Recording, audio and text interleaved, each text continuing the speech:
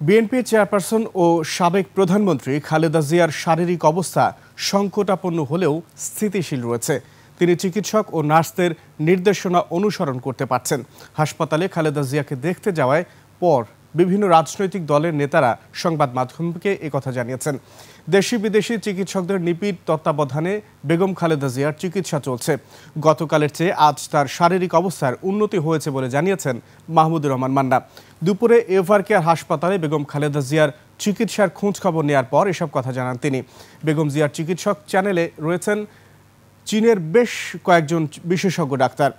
উন্নত চিকিৎসার জন্য বেগম জিয়াকে বিদেশে নেওয়ার সুপারিশ আছে, তবে তা শারীরিক স্থিতিশীলতার উপর নির্ভর করছে বলে জানান মাহমুদুর রহমান মান্না।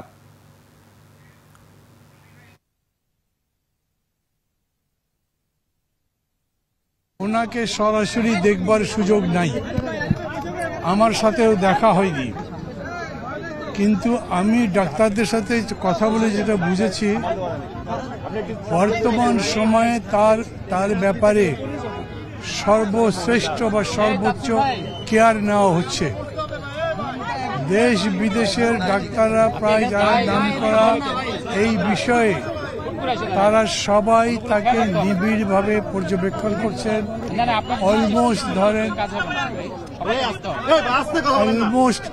24 আওয়ার্স ডিউটি করছেন, সিসিউতে যান। এই ডাক্তারদের মধ্যে এখন নতুন করে আবার চাইনিজ ডাক্তাররাও যুক্ত হয়েছেন। জন হপকিন্সের প্রফেসর দু একজন আছেন। সবাই মিলে দেখবার পরে তারা আমাকে যা বলেছেন তা হচ্ছে, যেই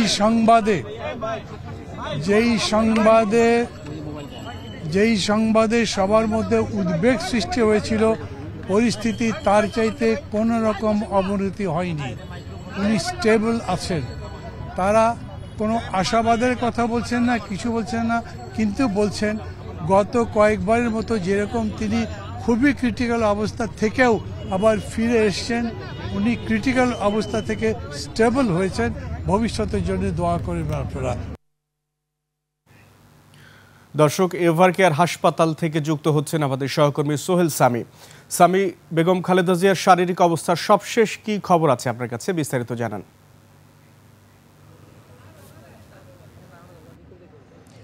আকবর, আমি ঠিক আপনি যেমনটি বলছিলেন যে আমি এই মুহূর্তে রাজধানীর এভারকেয়ার হসপিটালের সামনে রয়েছি, যে হসপিটালে চিকিৎসাধীন রয়েছেন সাবেক প্রধানমন্ত্রী বিএনপি চেয়ারপারসন বেগম খালেদা জিয়া।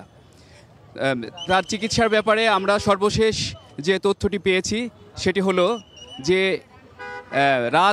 গভীর রাত পর্যন্ত তার শারীরিক অবস্থার খুবই নাজুক অবস্থার মধ্যে ছিল।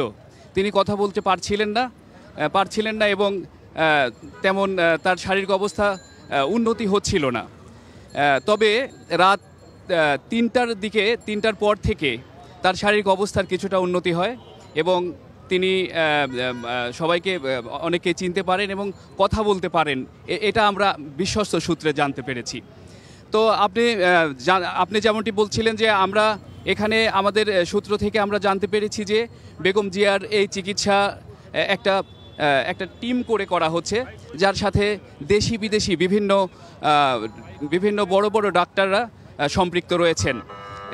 সেখানে সম্পৃক্ত রয়েছেন চায়না থেকে বিশেষজ্ঞ ডাক্তার এবং অনলাইনে সেই টিমের সাথে যুক্ত আছেন ইউরোপের বিভিন্ন হসপিটালগুলোর বড় বড় ডাক্তারেরা বেগম খালেদা জিয়ার এই চিকিৎসা প্যানেলের সাথে যুক্ত রয়েছেন।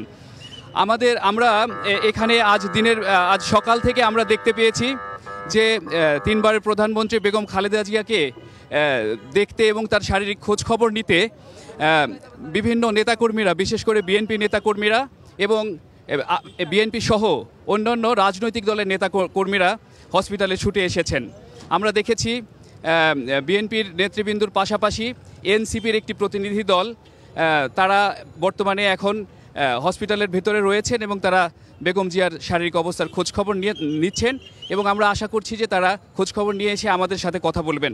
এর আগে যেমনটি আপনি বলছিলেন, মাহমুদুর রহমান মান্না সাহেব বের হয়ে এসে আমাদেরকে বেশ কিছু তথ্য দিয়েছেন।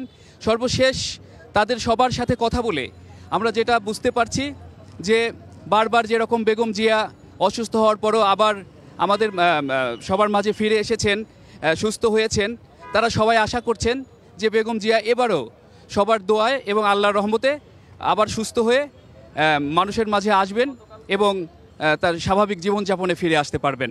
আকবর। সামি, আপনাকে ধন্যবাদ।